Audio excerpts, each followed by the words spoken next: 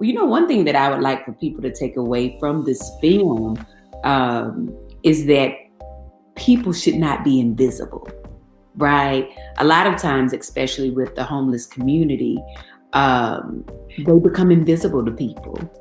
And everybody has a story to tell. And this story was so important and so very much true for a lot of people, right? A lot of our veterans, a lot of children lose their parents when they lose them mentally, right? So I would hope in my prayers that people take away that they are still human, they're still people with their own stories, and no one is just born into the system, right, of being homeless and being, this veteran who loses their mind. This is something that happens to them in their life, and we have to take time to understand that. Casting director Nikki Katz, she and I had met at Sundance a couple years ago and kind of stayed in touch, and she had reached out to me to ask if I would be a reader for her. She had to audition some children and needed a reader.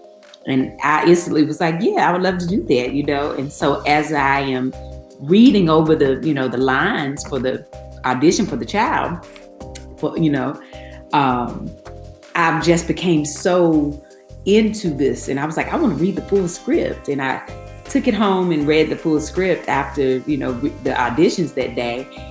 And I was like, first of all, this story needs to be told. This is going to be a powerful, powerful project. But Aunt Tammy is someone who is hurt, someone who has been conditioned to be this hard person. But unfortunately, she still is a human, right? With a story to tell. It's just not the greatest of stories. However, those are the characters that sometimes draw me in, and they're so far away from who I am. And I like to give those type of characters life. And I also thought it was important for Miss Taylor to have someone that after those scenes could love on her and make sure, she felt safe as well. And I just wanted to do that. And I did it. And hopefully that's what I accomplished. But I absolutely love the story. And Aunt Tammy, people like that are hurt. And so their stories still need to be told as well. Even though, honey, she is so far away from who I am, I still wanted to tell her story. So,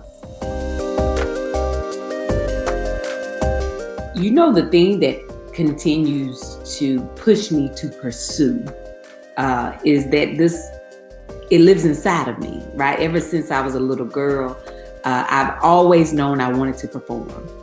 I always performed like at the cookouts, the family dinners, and I used to tell jokes, and my dad would buy me joke books. We would watch stand-up comedy together all the time.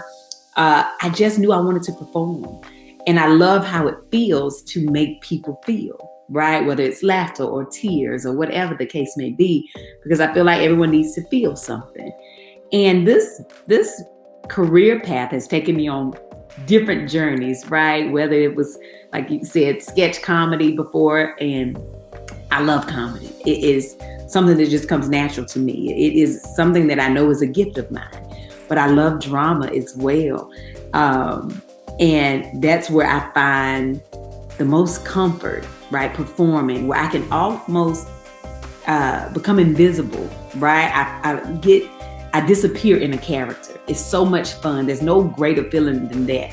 So that's what I mean when I say it lives inside of me, because it's just who I am. It's what I was born to do. I honestly believe that. When it came to me doing videos and cooking and things like that, that was never part of my plan.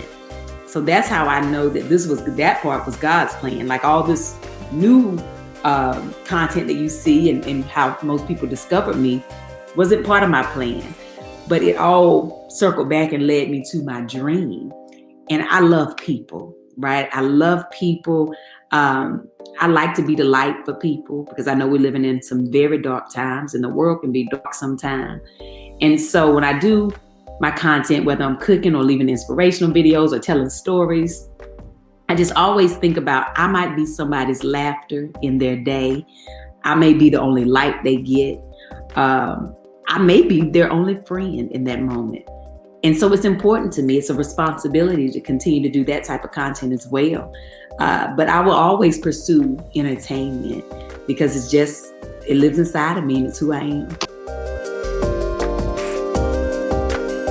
The number one thing is putting myself first, because it's really hard during this time as a mom, and I'm sure as a dad and husband or as a wife, to try to make sure everybody else is okay. Because we're living in these times, right? A lot of us are at home with our children like never before. We're homeschooling and doing all these different things. But every morning I have to remind myself, wait, before you start jumping in to help everybody else, how are you today, Tab?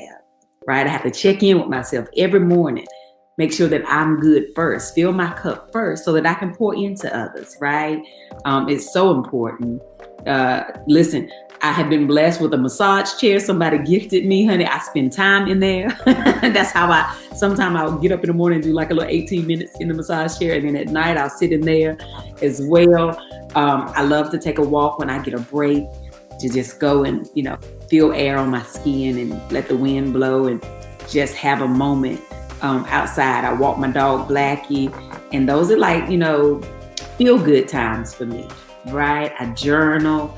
I'm writing right now a book, so the journaling aspect is so therapeutic, and it's just a good feeling. But those are the simple things that I do, and of course I cook. Cooking is so much fun for me, and it just allows me to kind of get away in my mind sometimes while I'm doing it.